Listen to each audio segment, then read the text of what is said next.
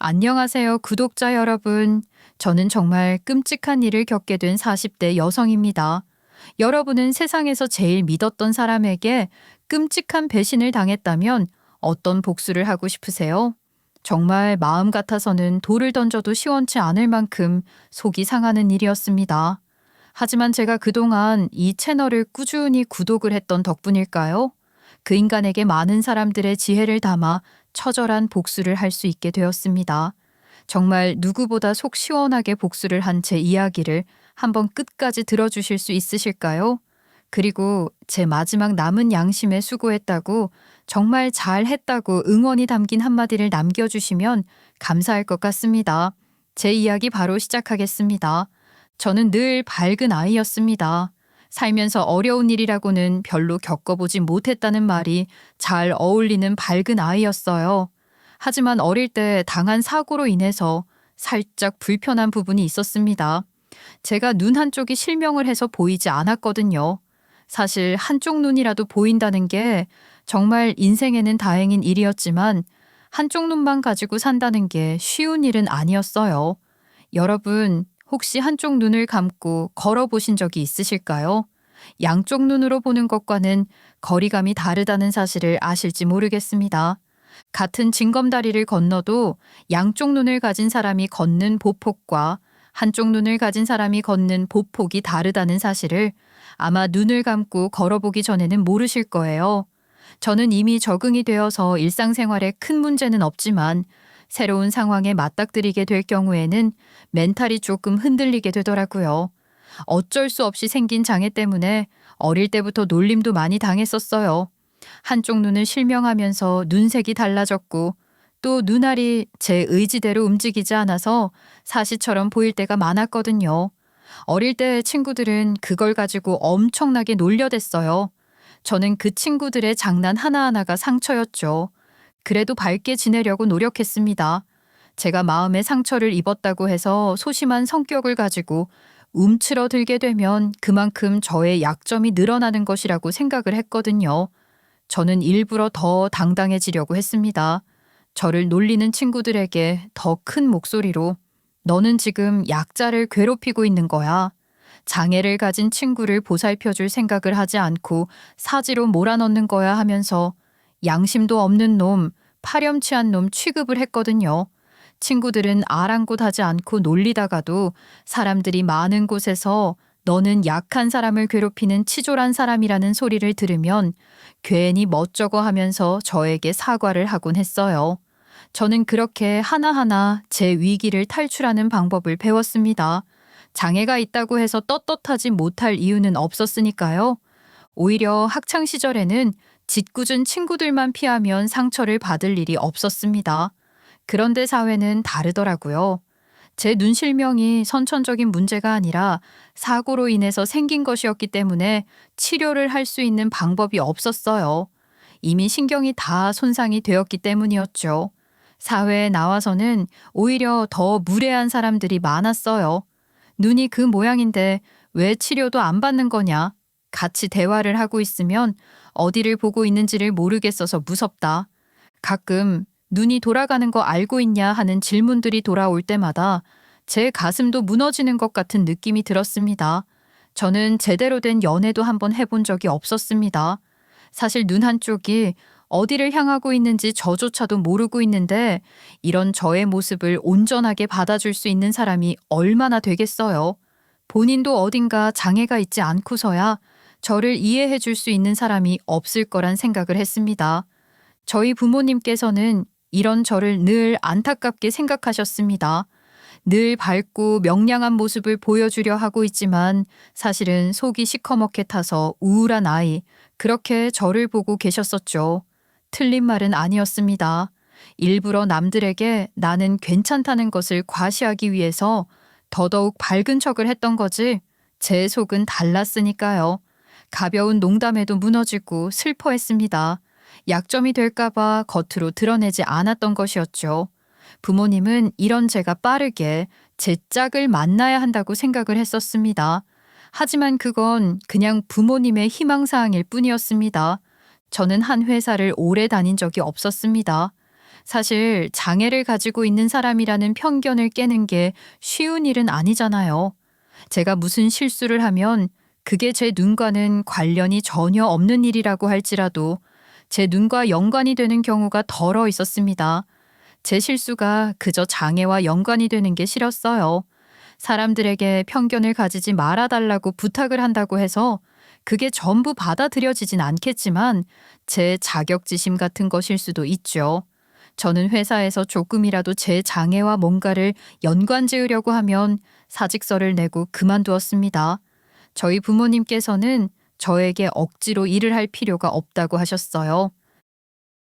집안에 돈이 없는 것도 아니고 아빠가 가진 건물 나중에 다 너한테 갈 건데 지금은 그냥 몸 관리만 하고, 응? 너 조금이라도 피곤하면 눈부터 아프다고 하잖아. 그렇게 아등바등 살 필요가 없다니까. 조물주위에 건물주라는 말도 몰라서 그래. 세상 모든 부모가 그렇게 했지만 아빠는 말이야 우리 딸을 위해서라면 뭐든 다 해줄 수 있어. 마음만 같아서는 눈알도 떼서 주고 싶다고 하셨어요. 하지만 저는 사고로 인해서 신경 자체가 전부 손상이 된 경우라서 이식을 통해 눈을 고칠 수 있는 방법이 없었습니다. 저희 아버지는 건물을 두 채 가지고 계셨어요. 하나는 다세대 주택 같은 것이었고 하나는 꼬마 상가였습니다. 두 건물의 값어치가 어마어마한 것은 아니었지만 한 가족이 먹고 사는 데 있어서는 전혀 문제 없을 만큼의 월세는 들어왔었어요. 자식도 저 하나였기 때문에 아버지께서는 나중에 저에게 다 물려주실 것이라고 걱정 없이 살 수 있게 해주겠다며 굳이 사회생활에 목숨을 걸지 말라고 하셨죠. 하지만 저는 자격지심으로 똘똘 뭉쳐진 아이라 그런 건지 어릴 때부터 당당한 사회 구성원 중 하나가 되고 싶었습니다. 그래서 계속 이 회사 저 회사 부딪혀가며 제 자리를 찾기 위해서 노력을 했었어요. 하지만 이런 저도 무너지는 일이 있었죠. 그건 이모의 선자리 주선으로 생긴 일이었습니다. 언제까지 유나를 저렇게 가만 냅둘 거야. 그러지 말고 내가 선자리 하나 주선할 테니까 애 연애라도 시켜봐. 이모는 엄마랑 사이가 좋지 않았었어요. 늘 엄마한테 자격지심을 가지고 있는 사람이었어요. 이모는 무조건 엄마보다 좋은 걸 가져야지만 적성이 풀리는 사람이었는데 이모부의 연이은 사업 실패로 인해서 집안 형편이 정말 안 좋아졌거든요. 자존심상 엄마한테 돈 빌려달라는 이야기도 못하고 이모와 이모부는 매일같이 부부싸움을 한다고 했었어요. 엄마가 도와주겠다고 해도 적선하지 말라고 하면서 성질을 내던 이모였는데 이모의 유일한 자랑거리가 머리가 텅텅 비었지만 얼굴 하나는 끝내주게 예쁜 딸이었거든요. 사촌동생은 정말 인형같이 예뻤어요. 그 얼굴 하나로 어린 나이에 꽤 나이가 있는 부잣집 아들한테 시집을 갔죠. 그 이후 소식은 잘 모르겠어요. 제사가 많은 집안이라 명절에 이모네 집에 한 번을 못 온다고 엄한 시집살이를 당하고 있다는 소식을 끝으로 다른 이야기는 전해 듣지 못했었거든요. 아무튼 그런 이모가 갑자기 선자리를 주선해 주겠다고 하는데 저는 내키지 않았죠. 하지만 제 나이가 37이었고 이미 자기 딸은 8년 전에 시집을 갔다면서 더 늦기 전에 시집을 가야 빨리 아이도 낳고 안정적인 삶을 살 수 있는 거라고 이모는 저희 엄마를 내내 꼬셨습니다. 제가 연애를 하는 걸 꼭 보고 싶다고 말을 하셨던 엄마는 저에게 선자리에 한 번만 나가보면 안 되겠냐고 말을 하셨죠. 저는 정말 나가기 싫었어요. 제 눈이 컴플렉스이기도 했고 첫 만남부터 눈이 지멋대로 돌아가는 여자를 보고 호감을 느낄 사람이 없다는 것을 누구보다 잘 알고 있었거든요. 저는 괜한 만남으로 인해서 상처를 받고 싶지 않았었는데 이모는 저에게 아무 걱정하지 말라고 이미 사정을 다 아는 사람인데도 괜찮다고 했다고 말을 하더라고요.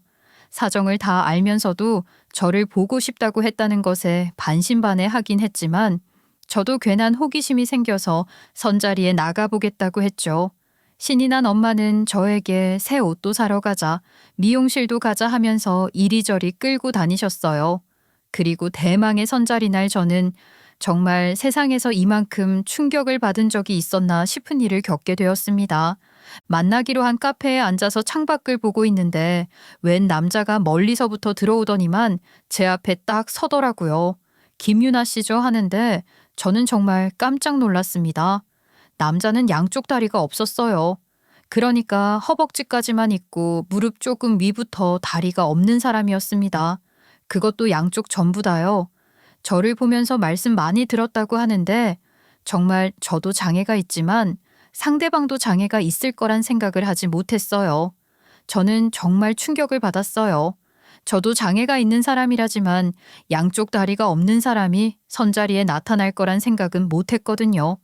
표정 관리도 안 되고 저는 그날 커피만 마시고 서둘러 집으로 돌아왔죠. 선자리가 어땠냐고 물어보시는 엄마의 표정에서는 정말 기대감만 느껴졌어요. 엄마도 아마 이모한테 이런 이야기는 못 들으셨나 봐요. 선자리 그냥 그랬어. 엄마, 이모랑 연락 안 해봤어? 이모랑 이야기를 좀 해보는 게 좋을 것 같은데. 그래? 별로였어? 괜찮은 사람이라고 했던 것 같은데. 어머야, 네 이모한테 연락 온다. 전화하고 올게. 엄마는 약간 기대 반 실망 반인 느낌으로 방을 나가서 전화를 받으셨는데 몇 분 후 큰 소리가 나기 시작했어요. 엄마는 이모를 향해서 네가 어떻게 그럴 수 있냐. 너랑은 두 번 다시는 연락도 안 할 거다 하시면서 펑펑 우시는 겁니다. 저도 방에서 흐느꼈어요. 너무 죄송스러웠거든요. 저 때문에 엄마가 받지 않아도 될 상처를 받았다는 느낌이 있었어요. 세상에 어느 부모가 딸이 두 다리가 없는 사람과 선을 봤다고 하는데 상처를 받지 않을 수가 있겠어요. 거기다가 둘 다 장애가 있는데 뭐가 문제냐고 뻔뻔하게 나온 이모의 태도도 이해를 못할 일이었죠. 아무리 엄마한테 자격지심이 있다고 해도 그런 짓을 할 수 있을까요? 하지만 이 일은 우리 엄마에게 너무나도 큰 상처를 준 일이 되고 만 것입니다. 우리 엄마는 갑자기 큰 죄책감을 느끼게 되셨나 봐요. 제 눈이 실명을 하게 된 사고는 정말 눈 깜빡할 사이에 일어난 사고였지만 엄마는 옆에 있었음에도 부주의해서 저를 챙기지 못해서 일어난 사고였다고 생각하셨나 봐요. 제가 넘어지면서 눈을 다치게 된 것이었거든요. 그래서 겪지 않아도 될 일까지 겪은 거라 자책을 하시며 해서는 안 될 선택을 하셨습니다.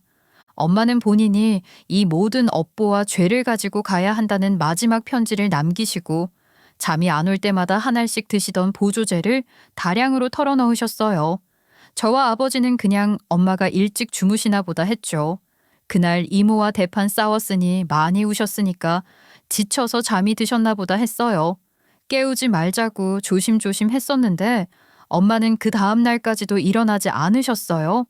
너무 고니 미동도 없이 주무시는 게 이상해서 흔들어 깨우기 시작했지만 반응이 전혀 없으셨어요. 바로 119를 불러서 병원에 가게 되었고 아버지의 잘 아시는 분이 의사로 계신 병원이라 VIP실로 안내를 받고 입원을 할 수 있었어요.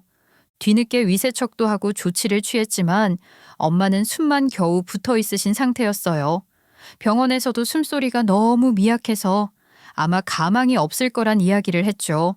저는 너무 놀라서 병원 복도에서 펑펑 울기 시작했어요. 저 때문에 이 모든 일이 일어났다는 생각밖에 들지 않았어요. 아버지는 의사들을 만나느라 바빴고 저는 병실 앞에서 펑펑 울고 있었는데 누군가가 저를 보고 아는 척을 하는 게 아니겠어요. 유나 씨? 유나 씨가 여기서 뭘 하고 있어요? 진우 씨? 제약회사로 이직을 했다고 하더니 일이 있어서 왔나 봐요. 저랑 같이 일을 했던 직원이었어요.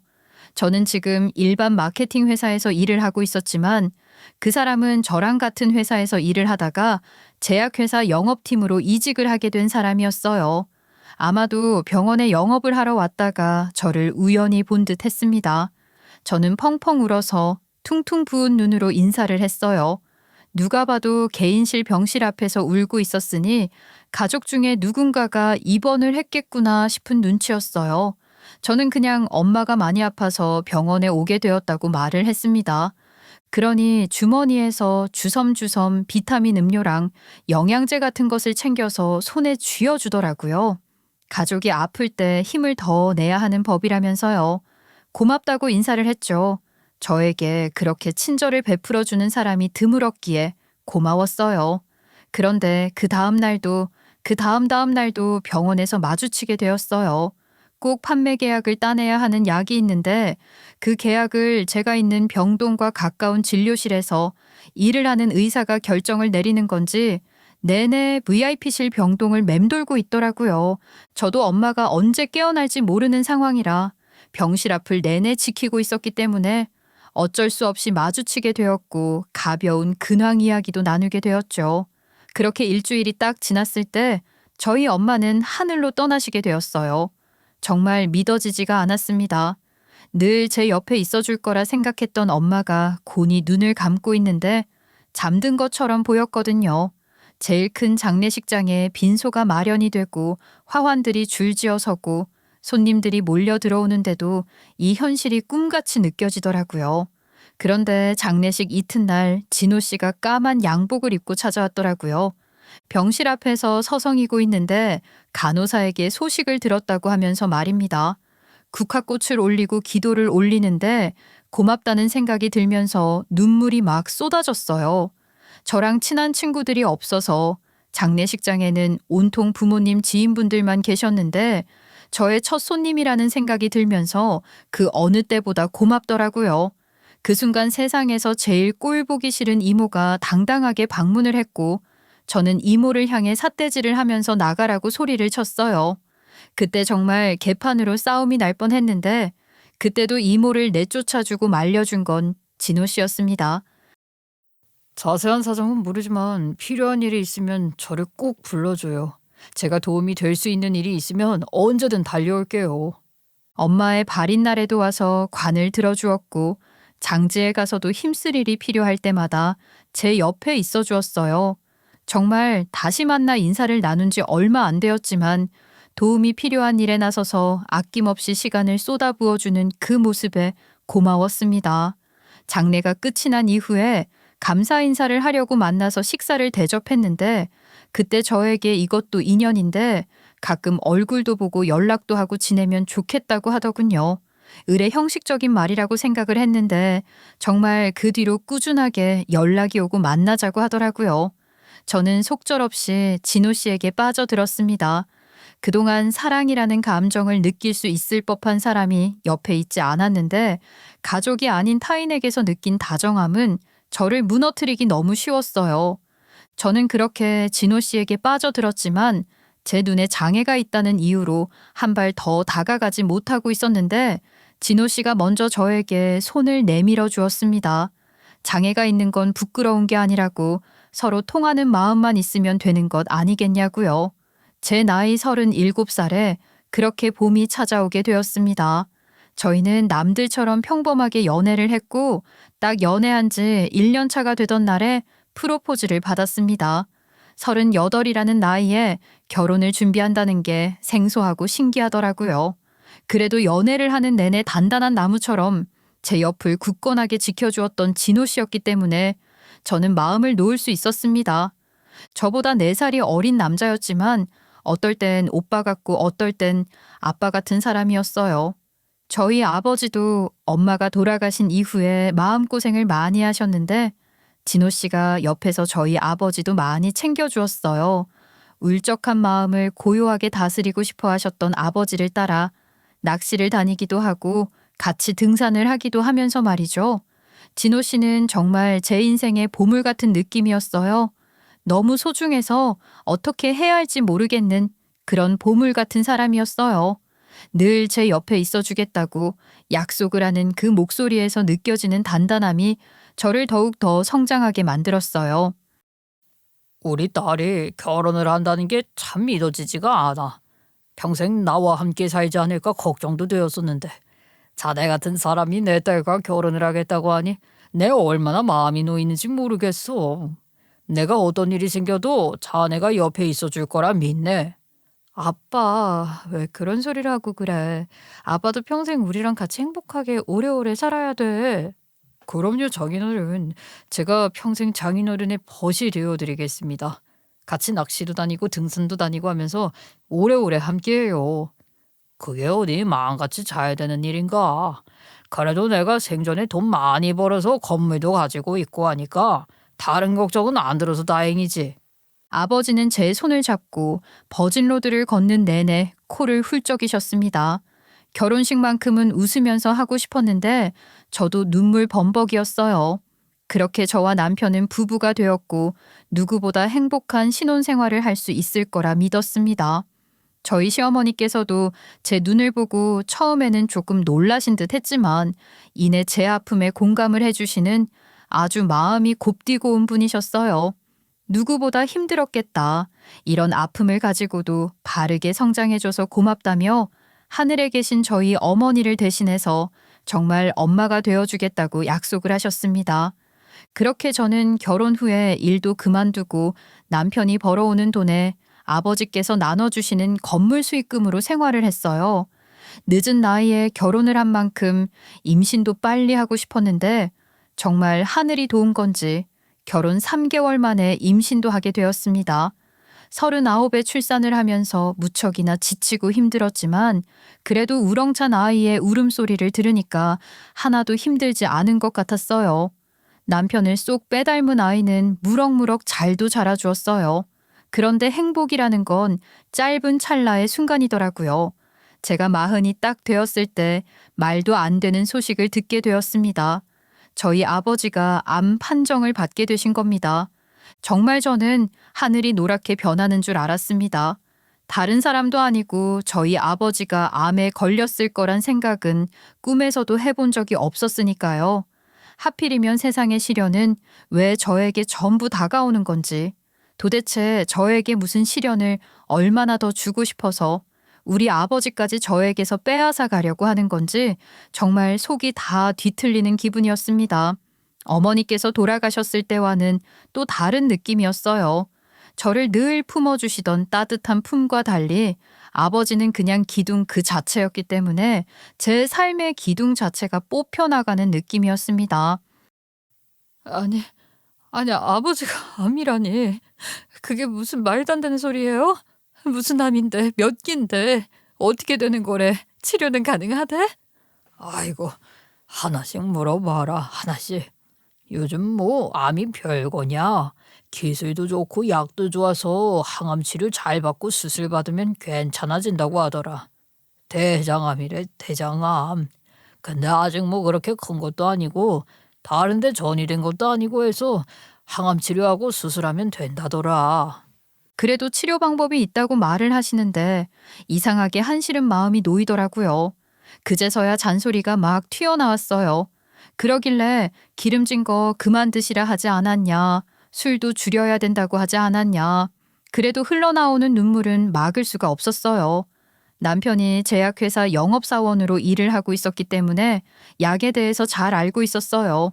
항암 치료에 들어가게 되면서 쓰는 약을 꼼꼼히 체크하고 저에게 요즘은 워낙 좋은 약이 많아서 걱정 안 해도 된다고 그렇게 말을 하더라고요.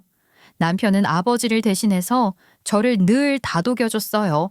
저는 아이를 키우면서 아버지의 병간호를 열심히 했습니다. 하지만 너무 무리를 한 탓이었을까요? 툭하면 눈이 아프고 머리가 어지러워지더라고요.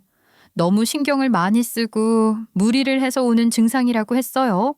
눈에 신경을 다쳤는데 눈이 원래 뇌랑 바로 이어진다고 하더라고요. 그래서 머리가 아플 수 있다고 설명을 하는데 별게 다 문제구나 싶었습니다. 제가 위태위태하게 구니까 남편이 나서서 아버지 병간호도 시작했어요. 평일에는 남편이 출근을 해야 하니까 간병인을 두자고 하면서 어디서 아는 사람을 통해 소개를 받은 사람이라고 젊은 간병인을 데리고 왔더라고요. 사실 간병을 하는 사람들은 나이가 좀 있으신 분들이 많잖아요. 그런 분들이 또 경력이 있으시니 믿음도 가고요.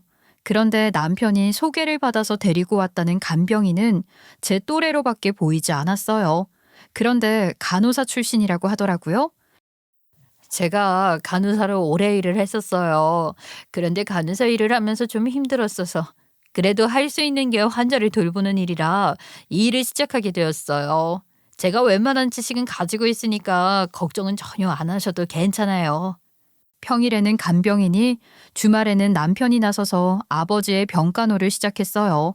남편은 정말 제 아버지가 아니라 본인 아버지를 모시듯이 지극정성으로 병간호를 했습니다. 오죽하면 병원 사람들이 사위가 아니라 아들이지 할 정도였어요. 미안한 마음에 제가 병간호를 할 테니 하루라도 쉬라고 말을 하면 손사래를 쳤어요. 여보, 우리 아들이 여보 없으면 하루 종일 울고불고 난리를 치잖아. 나는 사실 아이 보는 것보다 장인어른 간병하는 게 훨씬 편해. 장인어른도 그걸 더 편해하실 거야. 당신 마음도 잘 알지만 병원에서 불편하게 자면서 주말마다 씻지도 못하고 밥도 제대로 못 먹고 얼마나 고생하는데. 오늘은 내가 갈게, 응? 장인어른도 남자잖아. 지금 대장 치료 때문에 대소변도 제대로 못 가리시는데 아휴, 딸한테 그런 부탁하기가 얼마나 민망하시겠어. 여보, 걱정하지 마. 내가 알아서 잘하고 있어. 남편은 정말 너무 정성스럽게 병간호를 해주었어요. 낮에같이 시간을 보내러 가면 물수건으로 일일이 아버지의 몸을 닦아드리고 대소변도 다 받아주었어요. 기저귀를 갈아치우는 것도 얼마나 능숙하던지 거기다가 아버지를 모시고 꼬박꼬박 산책도 다녀주고 약도 챙겨주고 정말 제 남편이라서가 아니라 세상에 이런 남자가 어디에 있을까 싶을 정도였죠. 따님분이 정말 좋으시겠어요. 사위가 어쩜 이렇게 꼼꼼한지. 보통은 주말 지나고 월요일에 병실에 가보면 난리가 나거든요. 주말 내내 씻지도 못하고 제대로 관리가 안 되는 게 태반이라서요. 근데 이 환자분은 달라요. 사위분이 주말에 얼마나 꼼꼼하게 챙기시는 건지 제가 월요일 아침에 할 일이 없을 정도라니까요. 주변에서 아주 칭찬이 자자한데 얼마나 더 고마워할 수 있을까 싶더라고요. 저는 평생이 가도 남편에게 갚을 수 없는 빚을 지는 기분이었습니다. 그렇게 아버지의 항암 치료가 진행이 되고 좋은 소식이 들려왔어요. 암 크기가 꽤 줄어들고 있다는 소식이었죠. 일부는 절제를 해야 한다는 이야기를 들었지만 아버지라면 잘 이겨낼 수 있을 거라고 생각을 했어요. 그렇게 아버지는 수술실에 들어가게 되었고 저랑 남편은 손꼽아 기도를 했어요. 제발 아버지에게 희망적인 소식이 들려오길 말입니다. 그렇게 수술이 끝이 나고 회복실에서 너무 아파서 눈물이 그렁그렁 맺힌 아버지를 바라보는데 말 못할 감정이 솟구치더라고요. 그런데 우리 남편이 저보다 더 펑펑 우는 게 아니겠습니까? 솔직히 그 모습에 제 눈물이 쏙 들어갈 정도였어요. 장인어른, 정말 감사합니다. 그 힘든 수술 잘 견뎌주시고 버텨주셔서요. 장인어른이 눈을 뜨지 않으면 어쩌나 정말 걱정 많았습니다. 너무 감사합니다. 아버지는 힘겹게 남편의 손을 어루만져 주셨어요. 수술은 꽤 고비가 많았다고 했어요. 사이즈가 많이 줄었다고 생각했는데 곳곳이 암덩어리들의 흔적이 있어서 꽤 큰 면적을 잘라내야 했다고 하시더라고요. 회복을 하는 속도가 그만큼 더뎌질 수 있다고 했지만 저는 걱정이 하나도 없었어요. 아버지께선 살겠다는 의지도 강하셨고 또 남편이 누구보다 성의껏 간호를 해주고 있었으니까요. 그런데 시어머니께서는 이 모습이 점점 불편하셨나 봐요. 아무래도 저는 어린 아이를 키운다고 집에서 꼼짝도 안 하고 있지. 본인 아들은 하루 종일 병원에만 있지. 그게 어떤 엄마 눈에 곱게 보이겠어요? 고생은 내 자식이 다 하는 것 같은 느낌이지 않겠어요? 예, 아무리 그래도 그렇지. 우리 아들 혼자서 너무 고생하는 건 아닌가 싶다. 내가 너를 책망하려고 하는 건 아닌데 우리 손주가 어려서 그렇다는 것도 잘 아는데 그래도 말이다. 우리 아들만 내내 병실에 가서 고생하는 꼴이 내 입장에서는 마음에 안 들어. 네, 어머님. 그 마음 다 이해가 가요. 제가 가겠다고 난리를 쳐도 그이가 아이 데리고 절대 오지 말라고 해서요.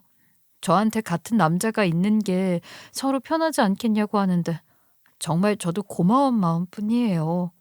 아, 그래. 우리 아들이 좋아서 하겠다는데 내가 말릴 수야 없지.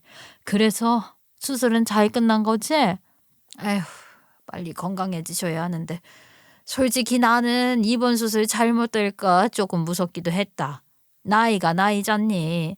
그리고 막상 개복을 했을 때 암덩어리가 다른 곳에 붙어 있을 수도 있는 거고. 맞아요, 어머님. 저도 그것 때문에 걱정 많이 했었어요. 그런데 말이다. 사돈도 훗날을 좀 생각하셔야 하지 않겠니? 암이라는 게 그렇잖니. 괜찮다가도 괜찮지 않고 사돈 이름으로 된 건물 말이다. 그거 미리 상속을 해놓던지 해야 나중에 세금도 덜 나가고 그런 거 아니야? 조심스럽게 상속 이야기를 꺼내시는데 저는 한 번도 생각해 본 적 없었던 부분이라 머리에 망치를 맞은 듯 했습니다. 사실 시어머니의 말씀도 틀린 건 하나 없었어요. 굳이 수술을 마친 지 얼마 안 된 사람을 붙잡고 상속 이야기를 꺼내는 것 자체가 못할 짓이라고 생각을 했던 것 뿐이었죠. 저는 일부러 시어머니께 아버지한테 말을 한번 해보겠다고 했어요. 시어머니 입장에서도 아들이 고생을 하고 있는데 어느 정도 보상 같은 걸 받고 싶다는 심리가 작용할 수 있다고 생각을 했고요. 아버지의 건물 수익 대부분이 병원비로 나가고 있었고 남은 돈은 저희 생활비로 쓰이고 있었지만 이런 자세한 이야기를 굳이 시어머니께 할 필요는 없다고 생각했죠. 아버지의 수술이 잘 끝나고 항암 치료를 몇 차례 더 진행을 해야 한다는 이야기를 들었습니다. 그때부터는 치료 기간에만 입원을 하면 된다는 이야기를 들었어요. 아버지께서 집에서 요양을 하게 되셨는데 아무래도 혼자 지내는 게 마음에 걸리더라고요. 그때 남편이 먼저 저희 집으로 모시자는 이야기를 하는 게 아니겠습니까? 남편에게 정말 너무나도 고마웠어요. 받은 사랑을 전부 어떻게 보답해야 할지 막막할 정도로 말입니다. 아버지를 모시고 집에 오겠다고 하니 시어머니께서 꿍한 표정으로 반대 아닌 반대를 하셨지만 남편이 딱 잘라서 집에서 모실 거라고 하니 별 말을 못 하시더라고요. 그런데 남편이 저에게 이런 말을 하더라고요. 어차피 이제 장인어른께서 치료에만 집중을 하면 되는 거고 병원 입원비나 약값도 그 전에 비해서 반토막 이상 줄어들 거고 보험도 적용되고 하니까 나 아예 일을 그만두고 장인어른 옆에서 간병만 하는 건 어떨까? 일을 그만두겠다고?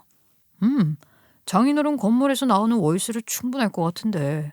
아유, 어차피 지금 살림도 합치는 거니까 이중으로 들어갈 돈도 없을 것 같고 장인어른 살던 집도 처분하고 하면 생활비 정도는 충분하지 않을까 싶어. 남편의 말에도 일리가 있다고 생각을 했어요. 제가 동의를 하자 남편은 기다렸다는 듯이 회사에 사직서를 냈고 그때부터는 집에서 하루 종일 아버지와 함께 시간을 보내기 시작했어요. 아버지를 모시고 병원에 가는 일도 직접 했고요. 한 가지 거슬리는 점이라고나 할까요? 제가 일주일에 2번 아이의 오감 발달 수업을 위해서 집을 3시간에서 4시간 정도 비웠어요. 왔다 갔다 하는 시간에 수업 2시간 정도를 포함해서요. 거기다가 엄마들이랑 끝나고 커피라도 한잔 하게 되면 더욱 귀가가 늦어졌죠. 근데 딱 그 2번 남편이 병원에 입원해 있을 때 고용했던 간병인을 부른다는 겁니다. 아니, 당신이 다 돌보겠다고 하더니 갑자기 간병인은 왜? 장인어른 지금 많이 힘드셔. 당신한테 내색은 안 하시지만 그 연세에 계속된 항암 치료로 얼마나 몸이 상하셨는지 몰라. 게다가 원래 간호사였던 사람이니까 나보다 전문적으로 증상을 살펴볼 수도 있을 것 같고 2~3시간 정도만 그렇게 부르면 좋을 것 같은데. 남편이 전적으로 병간호를 했었기 때문에 저는 남편 말이 다 옳다고 생각했어요. 그리고 제가 수업을 갔다 오는 날이면 아버지께서 정말 편안한 얼굴로 주무시고 계셨어요. 수술 후유증에 독한 약으로 인해서 복통을 자주 일으키곤 하셨는데 제가 나갔다 오는 날이면 너무 평온하게 푹 주무시더라고요. 그래서 간병인을 부르길 잘했다는 생각을 했었습니다. 그렇게 아버지의 4차 항암이 시작되었을 때 아버지의 약 부작용은 더욱 심해지기 시작했어요. 아무것도 먹지 못하시고 죽죽 개원하셨죠. 거기다가 복통이 얼마나 심하신 건지 배를 잡고 몇 번이나 대굴대굴 구르셨고 진통제가 없으면 잠을 쉽게 들지도 못하셨어요. 그리고 의사는 아주 안 좋은 소식을 전해주었습니다. 수술로 절제를 했던 부위에 염증이 난 것 같아요. 개복 수술을 다시 해야 할 것 같은데 문제는 지금 항암으로 인해서 체력이 많이 약해지신 상태라 항생제 투여로도 몸이 많이 붓고 계세요. 수술 후에 염증을 일으키는 경우가 종종 있긴 하지만 폐혈증으로 갈 수도 있고 많이 안 좋으신 상태십니다. 저는 정말 믿어지지가 않았어요. 수술이 잘 되었고 약도 잘 듣는다고 곧 멀쩡하게 침상을 털고 일어나 손주를 번쩍 안아주실 거라 믿었던 아버지였는데 수술 후에도 상태는 점점 나빠지기만 하고 있었어요. 항암 치료를 중단하고 염증 치료에 힘을 쓰기 시작했지만 이상하게 약이 잘 듣지 않았고 아버지는 결국 고열까지 나기 시작했어요. 몸에 염증이 많이 쌓여서 그런 거라고 중환자실로 옮겨가게 되었는데 거기서도 예후가 좋지 못했습니다. 이게 고작 일주일 사이에 일어난 일이라는 게 믿어지지 않았어요. 고열로 인해서 귀가 안 들리기 시작하셨고 숨을 가쁘게 쉬셨어요. 의사는 오늘이 고비일 거라고 아무래도 염증이 번져서 폐혈증까지 가게 된 것 같다고 했습니다. 저는 아버지가 늘 그랬듯이 고비를 잘 넘기실 수 있을 거라 생각했지만 그건 제 착각이었어요. 오랜 항암 치료와 수술 그리고 늙어버린 몸뚱이는 그 병을 이겨내지 못했습니다. 결국 중환자실에서 마지막을 맞이하게 되었어요. 저는 정말 하늘이 무너져 내렸습니다. 먼저 가버린 엄마까지 원망스러웠어요. 하늘에서 혼자 있을 엄마가 걱정되어서 아버지께서 엄마를 따라간 게 아닐까 하는 생각까지 들었거든요. 엄마의 장례는 길게 느껴졌었는데 아버지의 장례는 너무 눈 깜빡할 사이에 지나가 버렸어요. 남편 혼자서 장례 준비를 다 해주고 남편 혼자서 손님을 맞이하고 저는 정말 멍한 상태로 이것도 저것도 하지 못했어요. 시어머니의 잔소리가 없었으면 손님 맞이도 못했을 것 같아요. 한쪽이 어긋나 버린 시선 때문이었을지 아버지의 마지막 길마저 어긋나 버린 기분이었습니다. 그렇게 장례를 다 치르고 아버지의 흔적을 정리하는 동안에도 몇 번이나 혼절하고 싶었는지 모르겠습니다. 그렇게 아버지가 돌아가신 지 일주일이라는 시간이 더 흘러가고 남편이 넌지시 저에게 이야기를 했어요. 슬슬 장인어른 재산도 정리하고 해야지. 은행 업무 같은 건 내가 아니라 당신이 해야 되더라고. 아버지 은행 잔고부터 시작해서 전부 제가 맡아서 정리를 해야 하더라고요. 그렇게 하다 보니까 건물까지 전부 상속 처리를 하게 되었는데 이게 문제가 있었어요. 건물을 상속받으려면 그만큼의 세금을 내야 했는데 그 큰 돈이 당장 없었거든요. 그동안 아버지 병원비로 수익을 전부 썼었고 남편도 무직인 상태였기에 대출이 나오는 것도 아니었고요. 건물 담보로 대출을 받아서 상속세를 처리하자니 부담이 좀 있어서 건물을 처분하고 세금을 내는 걸로 결정을 내렸어요. 그렇게 건물 2채 다 팔아버리고 세금 낼 거 다 내고 나니까 수중에 들어오는 돈이 20억 정도 되더라고요. 건물 2채 값에 현금 자산까지 생각하면 얼마 안 되는 돈이라는 생각이 들었지만 그래도 20억이라는 돈을 생전에 만져볼 수나 있겠습니까? 그렇게 현금을 받으니 정말 아버지와 이별이라는 생각이 들더라고요. 집에 도착하니 아이를 돌봐주시기 위해 시어머니께서 와 계셨는데 피곤한 제 얼굴을 보면서 좀 쉬라고 하셨어요. 저는 인사를 꾸벅드리고 방에 들어가서 잠시 눈을 붙였습니다. 가만히 있어. 절대 움직이지 마. 갑자기 꿈에 아버지가 나와서 저에게 꼼짝하지 말라는 순간 눈이 번쩍 떠졌는데 그와 동시에 조심스럽게 방문이 열리는 것 아니겠습니까? 저는 다시 눈을 꼭 감았어요. 시어머니의 말소리가 들려왔습니다. 쟤 세상 모르고 자고 있는 것 같다. 아휴, 그동안 고생 많았다 정말. 이제 다 끝난 거지? 진짜 이렇게 길어질 거라고 생각도 못했네. 대장암이라고 하길래 6개월에서 1년이면 되겠지 싶었는데 이게 2년이나 갈 줄 알았겠어? 그래, 네가 병간호하는 거 보면서 내가 얼마나 속이 쓰렸는지 모른다. 애초에 그러니까 왜 저런 애랑 결혼을 한다고 그래? 딸한테 장애가 있으니까 당연히 재산을 나한테 물려줄 거라고 생각했지. 그 재산 죽을 때까지 꽁꽁 싸들고 갈 줄 알았겠어? 살살 구슬려서 내 재산으로 만들고 튀려고 했는데 그 하상아, 그게 그렇게 쉬운 일이냐? 그래서 우리 아들 어쩌게 이제? 살살 이혼해야지. 언제 할 거니? 몰라. 저 재산이 마누라 손에 들어가 버렸잖아. 상속 재산은 이혼할 때 분할 대상이 아니란 말이야. 내가 좀 나서볼까? 그 재산은 너 혼자 재산이 아니다. 우리 아들이 그동안 병간호 혼자 다 하지 않았냐 하면서 말이야. 병원 사람들도 다 알잖아. 네가 혼자 병간호 했던 것들 말이야. 네가 노력하지 않았으면 어디 이만큼이나 살았겠어? 이혼 얘기하면서 그렇게 말을 하면 씨알이나 먹히겠어? 내 희생에 대해서 살살 구슬리는 게 제일 좋은 것 같긴 한데. 그러면 또 이혼을 더 미루고. 몰라. 일단 재산부터 받아 챙겨야 할 것 같고. 근데 알잖아. 여진이가 더 이상은 못 기다리겠대. 아니 걔는 여태 몇 년을 기다려놓고 이제 와서 못 기다리겠다는 소리를 하고 그래. 재산만 빨리 가로채서 이혼하고 자기랑 새 살림 차리자는 거지. 나한테 저 여자 꼬시라고 꼬드긴 게 누군데. 이제 와서 독촉을 한다니까 정말. 저는 정말 억소리가 절로 나올 것 같아서 입을 틀어막았습니다. 문이 열려 있었기 때문에 남편과 시어머니의 대화가 전부 들렸어요. 저는 상상도 하지 못했었던 일의 내막을 전부 알게 되었습니다. 그러니까 남편과의 첫 만남부터가 우연이었지만 우연이 아니었어요. 제가 VIP 병실 앞에서 엄마의 선택에 눈물을 짓고 있을 때 남편이 저를 알아본 것은 우연이었어요. 그런데 그때 남편은 그 여진이라는 여자와 이미 연인 관계였습니다.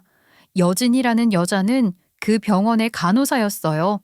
남편이 저를 알아보고 아는 척을 한 뒤에 그 여진이라는 여자가 남편에게 저를 어떻게 아냐고 건물주의 딸이라더라. 병원에서 꽤 오래 해먹은 의사랑 지인이라더라. VIP더라 하는 이야기를 하면서 그때부터 말도 안 되는 계획을 세운 겁니다. 남편 보고 저를 꼬시라고 한 겁니다. 여진이라는 여자는 빚이 있었고 남편과 연애를 하는 내내 돈에 시달렸대요.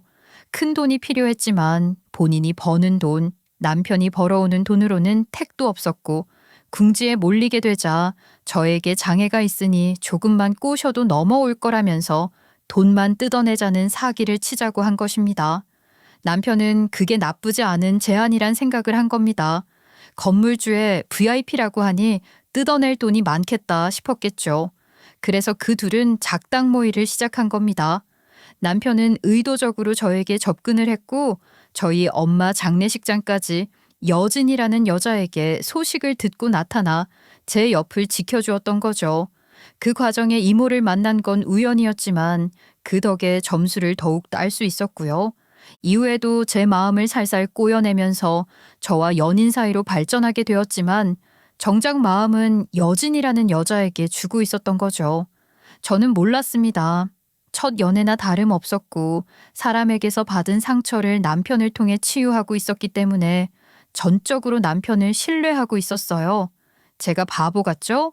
알아요. 그런데 작정하고 속이려는 사람의 속내를 알아차리기란 너무 어려운 일이더라고요. 저는 정말 몰랐습니다. 남편은 그렇게 저와 결혼까지 골인을 하게 된 것입니다. 결혼을 하고 나서부터는 저희 아버지와 일부러 가깝게 지낸 거예요. 아버지를 꼬드겨서 장애가 있는 저보다는 본인이 건물 관리에 더 적격일 거라고 어필을 하고 싶었겠죠. 아이를 가진 것도 그런 이유에서였습니다. 혹여라도 재산을 제대로 받지 못했을 때 제 장애를 볼모 삼아 본인이 아이 양육권만 가지고 오면 양육비라도 많이 챙겨 먹을 심산으로요. 그리고 아이가 있으면 재산 분할을 할 시에 더 그럴듯하게 아버지의 재산을 챙겨올 수 있을 거라 생각을 한 거죠. 양육권을 포기하는 대신에 돈을 달라 이런 생각이었던 것 같아요. 그렇게 재산을 본인 명의로 돌리고 저와 이혼을 하려고 했는데 예상외의 복병이 생긴 겁니다. 바로 아버지께서 암 판정을 받은 겁니다. 그때부터 남편의 머리는 더 재빠르게 돌아가기 시작한 겁니다. 암 판정을 받은 아버지의 마음이 약해졌을 때 본인이 옆을 내내 지키면서 병간호를 하면 기특해서라도 재산을 주지 않겠냐 하는 생각을 한 것 같습니다. 하지만 아버지는 그렇게 호락호락한 사람이 아니었어요. 그러자 남편은 시간이 길어짐에 따라 여진이라는 여자의 불만이 늘어나니 옆에 두어야겠다는 생각으로 병원 일을 그만두게 하고 간병인 일을 시작하게 한 것입니다. 네, 제가 꼬리 9개 달린 여우를 아버지 옆에 두고 있었던 겁니다. 젊은 간병인이라고 생각했던 그 여자는 남편의 내연녀였던 것입니다. 아니죠. 저를 만나기 이전부터 관계가 지속되었으니 내연녀라는 호칭이 맞는 건지도 모르겠네요. 병원에서 둘이 무슨 짓을 했는지 제가 어떻게 알겠습니까? 거기다가 제가 아이 오감 수업을 다니는 동안에 집에 불러들이기까지 했는데요. 저는 너무나도 큰 충격에 몸이 달달 떨렸습니다. 이 모든 이야기를 제가 자는 줄 알고 웃으면서 술술 털어놓는데 정말 악마가 따로 없다는 생각이 들었습니다. 저는 처절한 피해 복수를 해주겠다는 생각을 했습니다. 저는 일단 아무렇지 않게 뒤척이는 듯한 소리를 냈고 제가 움직이는 기척을 내자 거실에서 나던 말소리가 뚝 끊어졌습니다. 그리고 저는 자연스럽게 하품을 하며 잠에서 깬 척을 했어요. 제가 슬금슬금 거실에 나가자 남편과 시어머니는 가면을 갈아 끼우고 저에게 고생했다고 수중에 들어온 돈이 얼마나 되는지 슬쩍 물어보더라고요. 세금 다 떼고 나니까 20억 정도 들어오더라고요. 엄마야, 그래? 그러면 그 돈은 어떻게 할 거니? 뭐 아직 생각 안 해봤어요. 그래도 저희 가족을 위해서 써야 하지 않을까요? 어머님 뭐 필요한 거 있으세요? 그 말에 시어머니의 표정이 눈에 띄게 밝아지더라고요. 큼큼 목을 가다듬더니만 자기는 현금이 최고이지 않겠냐는 이야기를 하시는데 그냥 고개를 끄덕이고 넘어갔죠. 그 둘은 아마 제가 곧 돈을 넘기지 않을까 싶었을 겁니다. 저는 다음 날 날이 밝자마자 남편에게 바람을 좀 쐬고 오겠다고 말을 한 뒤 가까운 부동산에 갔습니다.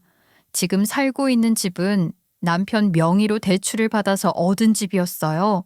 그땐 제약회사에 다니고 있었으니까요. 저는 일단 제가 아이와 지낼 집을 계약했습니다. 그리고 그 근처에 있는 변호사 사무실을 찾아가 제가 들은 모든 이야기를 털어놓고 증거로 휴대폰 녹음을 들려주었어요. 아주 작은 말소리로 녹음이 되었지만 무슨 사운드 프로그램을 이용하면 증폭을 통해서 소리를 키울 수 있다고 하더라고요. 요즘 기술의 감사함을 느낀 순간이었습니다. 저는 상속받은 재산을 지키면서 이혼을 할 수 있냐고 물었고 녹음본이면 충분한 증거가 될 수 있다고 했습니다. 혹시 몰라서 신탁관리 계약 또한 알아보았어요. 제 재산을 절대로 건드릴 수 없게 만드는 장치였습니다. 저는 이혼 소송장을 준비했고 그 소장이 남편에게 전달되기 직전 폭탄을 터뜨리기로 했습니다. 아버지가 돌아가신 이후에 다른 큰 병원에 재취직을 했다는 여진이란 여자의 소식을 들을 수 있었죠. 요즘은 돈만 주면 어디서 뭘 하는지 찾는 건 어렵지 않더라고요. 그리고 직접 주문 제작한 수제 케이크를 들고 그 여진이라는 여자를 찾아갔습니다. 남편이 이혼 소송장을 받는 그날 오전의 말입니다. 제가 병원에 케이크를 들고 나타나자 여진이라는 여자의 얼굴이 확 굳어지면서 창백하게 변하더라고요. 그동안 정말 감사했어요. 저희 아버지 병간호를 누구보다 열심히 해주셨잖아요. 예? 네, 뭐.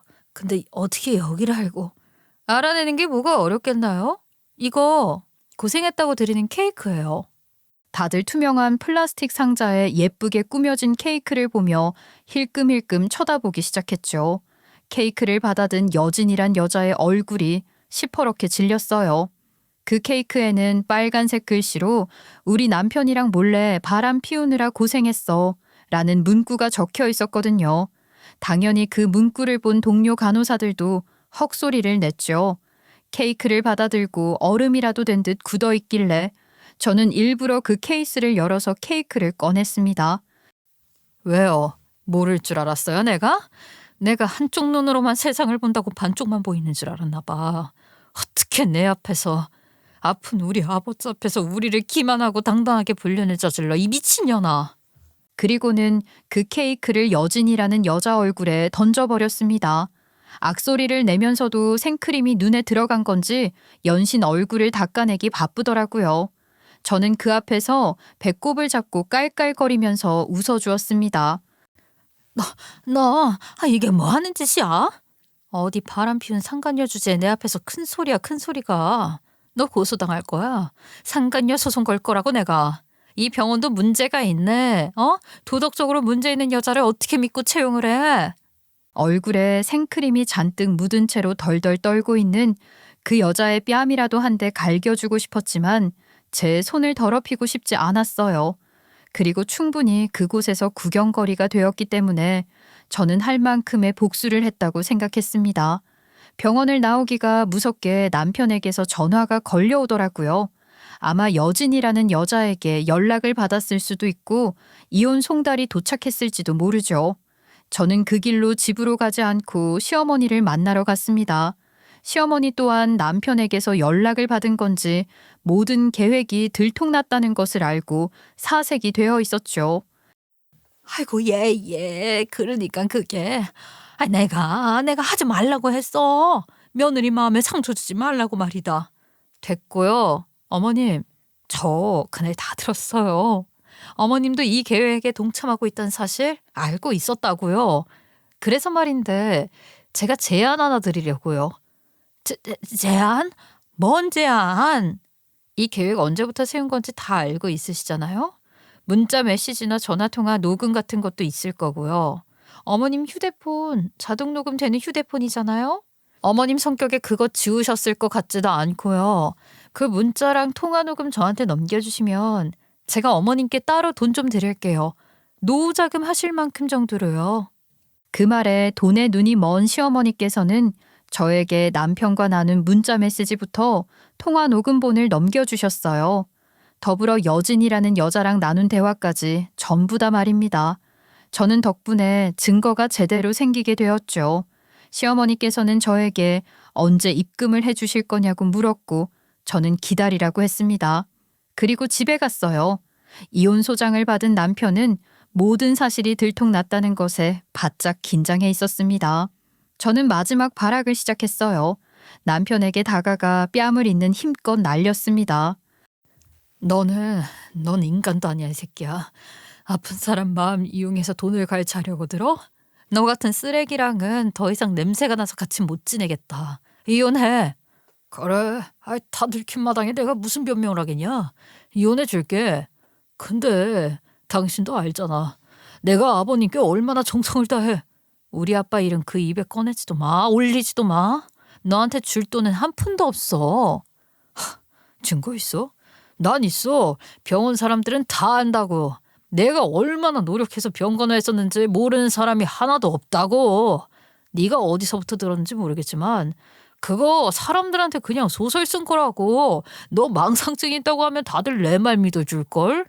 오히려 당당하게 돈을 요구하면서 제 망상증이라고, 제가 부모님을 잃고 정신병을 앓고 있었던 거라고, 눈을 다쳐서 머리도 돌았다고 말을 하면 장땡이라는 식으로 말을 하더라고요. 그래서 저는 깔깔 웃으면서 시어머니께 받은 증거를 남편놈 앞에 내밀었습니다. 남편놈은 그 문자들을 보고 식은땀을 주르륵 흘렸어요. 시어머니께서 저에게 그 모든 내용을 전달했을 거라고는 상상조차 못한 얼굴이더라고요. 돈 몇 푼 쥐어드린다고 하니까 바로 주시더라. 근데 어쩌지? 난 돈 드릴 마음 요만큼도 없는데 정 억울하면 사기죄로 고소하시라고 그래. 이게 사기죄가 되는지는 모르겠지만 남편은 그대로 무릎을 꿇었습니다. 그리고는 아무런 말도 하지 못하고 눈물을 뚝뚝 흘리며 소리를 지르더라고요. 고작 돈 몇 푼 가로채겠다고 몇 년이나 옆에서 병수발을 들었던 그 시간에 대한 자괴감 때문이었겠죠. 저는 대충 짐을 싸서 아이를 데리고 호텔을 잡았습니다. 집을 구하긴 했지만 당장 이사가 불가했기 때문에 2주일 정도는 호텔에서 지내야 했어요. 그 사이에 이혼 소송은 시작되었습니다. 상간녀 소송도 진행이 되었고요. 그 과정에서 남편과 내연녀가 집에서 일주일에 2번 데이트를 할 때 저희 아버지께 잠이 잘 오는 것을 썼다는 내용이 밝혀지게 되었어요. 늘 평온하게 주무시고 계셨던 게 그런 이유 때문이었더라고요. 이 부분 역시 약물법 위반으로 그 둘은 따로 죗값을 치르게 되었습니다. 무려 6개월이 걸린 공방 끝에 이혼 소송은 제가 승소를 하게 되었고 제 재산은 당연히 지켜낼 수 있었습니다. 상속 재산이니까요. 거기다가 남편이 대출받아서 샀던 집은 재산 분할 대상이 되었습니다. 그동안 저희 아버지께 받은 돈으로 생활을 했고 이 인간이 회사 퇴사를 한 뒤로는 온전히 저희 집안 재산으로 생활을 했기에 기여도가 꽤 인정이 되었어요. 더불어 상간녀 소송 또한 승소해서 위자료 3천만 원을 받게 되었고요. 죄질이 너무나도 나쁘고 사람의 본성을 바닥까지 드러난 사건이라 위자료도 꽤 많이 받게 되었습니다. 재판 판결이 나자마자 남편놈과 내연녀 또한 약물법 위반으로 인한 소송으로 고통을 받아야 했죠. 시어머니께서는 저를 찾아와 당당하게 돈을 얼마 줄 거냐고 물었지만 저는 경찰에 신고를 때려버렸습니다. 사실 재판을 하는 과정에서 남편, 내연녀, 시어머니를 대상으로 접근금지 신청을 내렸거든요. 저희 가족에게 이런 몹쓸 짓을 한 인간들인데 저에게 어떤 위협을 가할지 모른다는 입장을 밝혔고 그 처분은 이루어졌습니다. 그걸 모르고 시어머니는 저를 쫓아와 돈을 달라고 떼를 썼고 저는 경찰에 신고를 해서 시어머니를 처벌해달라고 한 거죠. 내 돈은 내 돈 때문에 아들까지 팔았는데. 그러게 왜 그러셨어요? 정 억울하시면 고소하세요. 근데 뭘로 고소하실 건데요? 아들의 죄를 밝힌 죄? 아니면 아들 팔아먹은 엄마라고 쪽팔림 당하기 싫으면 그냥 가만히 계세요. 제가 그렇게 콕 집어서 말을 하자 시어머니도 아무 말 못 하시더라고요. 결국 있는 재산 탈탈 털어서 저에게 위자료 재산 분할 다 처리해주고 실형은 피했지만 집행유예를 받은 남편놈과 내연녀는 결국 고개도 못 들고 다니게 되었다고 하더라고요. 그럴만하죠. 일단 직장에서 소문 다 났을 거고 내연녀는 직장도 잘렸고 다른 병원에도 소문 다 퍼져서 서울권에서는 일하기 힘들 거라 하더라고요. 의료진들이 자주 이용하는 익명 사이트에 이 사건이 올라온 적도 있었다고 하대요. 누군지 뻔하게 다 드러났으니 아마 지방으로 내려가지 않는 이상 일해서 먹고 살긴 힘들 겁니다. 저는 이후 아이와 살 집을 얻었고 지금은 아무도 모르는 동네로 조용히 이사를 와서 아이와 함께 지내고 있습니다. 아이가 점점 더 커갈수록 아빠에 대한 존재에 궁금증을 가지게 되겠죠. 그때 과연 어떻게 설명을 해줘야 현명할지 모르겠습니다. 그래도 누구보다 구김살 없이 좋은 것만 보여주면서 키우고 싶어요. 제가 현명한 변명거리를 찾을 수 있게 여러분들도 같이 생각을 해주시면 감사하겠습니다. 저는 비록 아이와 둘만 남겨졌지만 제 유일한 가족이니만큼 평생 잘 보살피면서 그렇게 꿋꿋하게 한쪽 눈으로 반쪽만 보는 세상이 아닌 전체를 보는 사람으로 살고 싶습니다. 제 사연 끝까지 들어주셔서 감사합니다.